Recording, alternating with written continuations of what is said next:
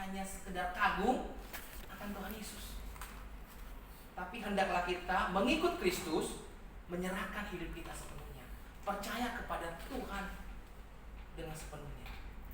Dan ketika ada masalah, kita galau, kita cari jalan pintas, jalan lain untuk menyelesaikan masalah kita. Firman Tuhan cukup jelas mengatakan, berbahagialah orang yang mengandalkan Tuhan, diberkatilah orang yang mengandalkan Tuhan. Ya, kalau kita bisa melihat pendiri SAJ juga, Bapak Pastor Moses itu benar-benar orang yang sangat mengandalkan Tuhan. Saya bisa melihat kehidupannya ketika ada masalah, ketika ada konflik, dia harus bergumul, dia harus berdoa, dia harus berpuasa, datang kepada Tuhan. Karena apa? Sudah tahu firman Tuhan. Ketika mengandalkan Tuhan akan dapat pertolongan. Ketika mengandalkan Tuhan akan diberkati. Karena ketika mengandalkan manusia akan kecewa. Kalau Pak Cesar sudah sampaikan, jangan terlalu banyak berharap gitu ya. Kalau orang lain, kalau manusia berbicara, jangan terlalu banyak berharap. Kita pasti akan kecewa kalau kita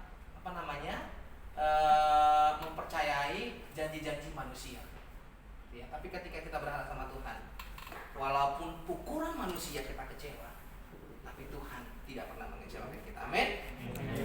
Selanjutnya adalah kamu adalah terang dunia. Tadi ini adalah sebagai tema kita, saya adalah terang dunia. Kamu adalah terang dunia. Kota yang terletak di atas gunung tidak mungkin tersembunyi. Kembali lagi saya ingatkan bahwa Tuhan Yesus ini adalah perkataan Tuhan Yesus kepada pengikutnya, kepada murid-muridnya. Kamu adalah terang dunia. Jadi bukan lagi Yesus mengatakan jadilah terang. Kalau jadilah terang berarti masih 50-50 nih, bisa jadi dia udah terang atau tidak terang.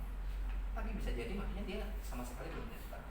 Tapi Tuhan Yesus sudah langsung memberikan label gitu ya. Kamu adalah terang dunia. Kalau sudah disampaikan label kamu adalah terang dunia, berarti kita menjadi terang yang berdampak pada di sekeliling kita. Kita harus menjadi orang yang memiliki dampak, menjadi contoh, menjadi teladan. Di sana dikatakan, kota yang terletak di atas gunung tidak mungkin tersembunyi. Lagi pula, orang tidak menyalakan pelita lalu meletakkannya di bawah gantang, melainkan di atas kaki dia, sehingga menerangi semua orang yang ada di rumah itu. Yesus juga menyampaikan firman Tuhan berbicara terang ini.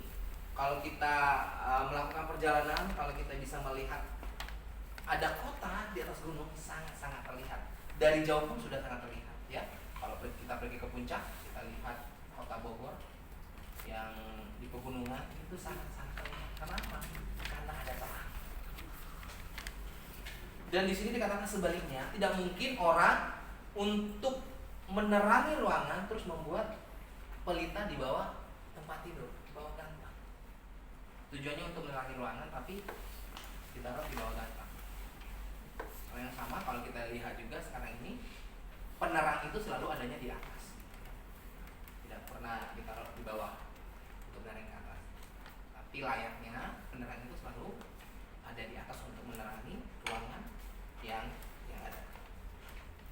Bapak Ibu saudara dikasih Tuhan, bagaimana kembali saya mengingatkan dengan kehidupan kita? Apakah kita sudah jadi terang? Terang itu kita tidak perlu memperkenalkan diri kita. Saya terang loh, saya pengikut Tuhan loh, saya anak Tuhan loh. Gitu. Jadi terang itu kalau ada terang tidak harus memperkenalkan diri. Ini terang. Dengan secara otomatis kita tahu, oh itu ada lilin, ada terang. Oh itu ada lampu. Langsung terlihat. Demikian juga hidup kita harusnya langsung bisa orang lihat. Oh dia anak Tuhan ya. Dari cara bicaranya, dari tindakannya, dari perhatiannya, dia benar-benar memiliki kasih. Demikianlah hendaknya terangmu bercahaya di depan orang supaya mereka melihat perbuatanmu yang baik dan memuliakan Bapamu yang di surga. Nah Bapak Ibu sering dikasih Tuhan, bila firman Tuhan ini boleh mengingatkan kita, lewat kehidupan kita orang-orang di sekitar kita boleh diberkati. Lewat kehidupan kita orang-orang bisa melihat bahwa oh iya, saya mau seperti dia. Kalau kalau orang Batak biasanya ada ya, kalau dalam pernikahan kesannya itu ya, jadi teladan. Bahasa Bataknya apa ya?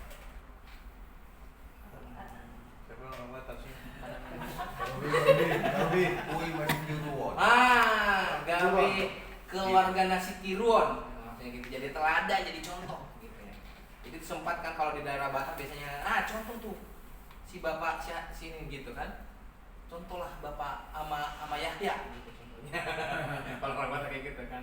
Ama Yahya gitu.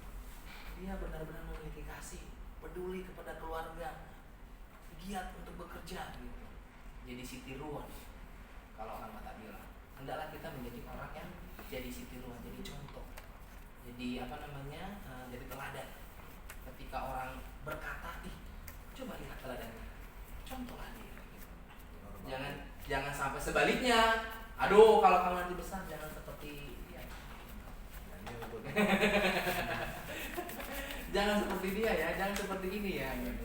Tapi hendaklah jadilah seperti abangmu, seperti kakakmu, seperti keluarga ini. Jadi contoh. Amin firman Tuhan, kiranya firman Tuhan ini boleh memberkati kita dan nama Tuhan dipuji dipermuliakan lewat kehidupan kita. Kita berdoa.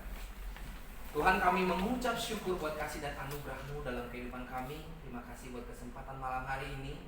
Kami sudah mendengar firman-Mu. Bila firman-Mu yang kami dengarkan mengingatkan kami, menegur kami, dan Roh-Mu Tuhan boleh bekerja atas kehidupan kami, sehingga kami boleh melihat keajaiban Tuhan dalam kehidupan kami. Ajar kami senantiasa bersyukur atas setiap perjalanan kehidupan kami. Ini doa dan ucapan syukur kami. Dalam nama Yesus kami berdoa. Haleluya. Amin.